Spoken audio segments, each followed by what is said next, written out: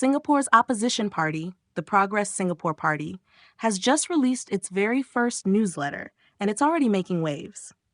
Called The Palm, the debut issue takes direct aim at Prime Minister Lawrence Wong's National Day rally speech earlier this month, raising what the party says are still unanswered questions. The Palm, which will be published on Substack, is meant to give readers in-depth analysis on key issues, share updates from PSP's groundwork, and provide insights from their team.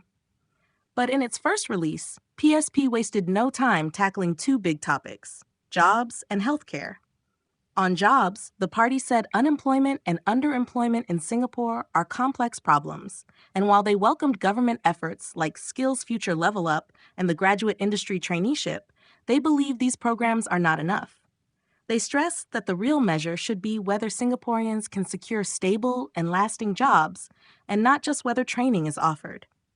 PSP pointed to three root causes of job insecurity: jobs being taken up by foreigners, companies moving work overseas to cut costs, and automation powered by AI making certain roles redundant.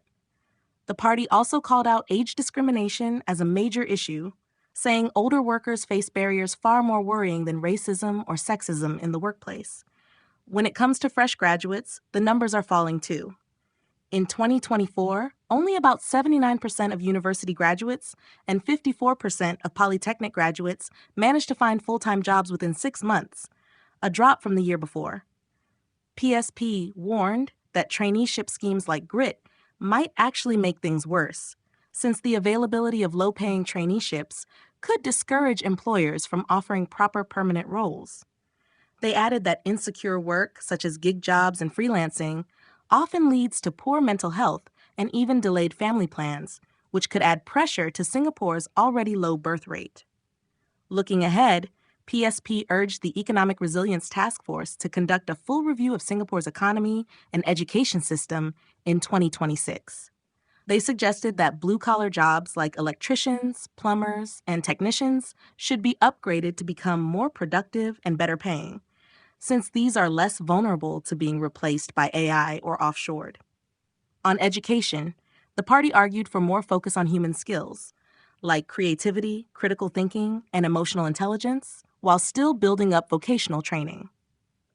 The newsletter also touched on healthcare. PSP said that while PM Wong's call for Singaporeans to eat healthier and exercise more is important, it ignores systemic barriers. For low-income families, processed food is often the only affordable option. And with long working hours, averaging nearly 45 hours a week, many simply don't have the time or energy to exercise. To tackle these issues, PSP called for bold structural changes: a minimum living wage of $2,250 a month, 3 extra public holidays, and cutting the official work week from 44 hours to 40 hours. Do you think measures like a shorter work week and higher wages are realistic in Singapore? Or are such proposals too ambitious in today's competitive economy? If you're still watching this, don't forget to like, share, and subscribe to our channel, 2230.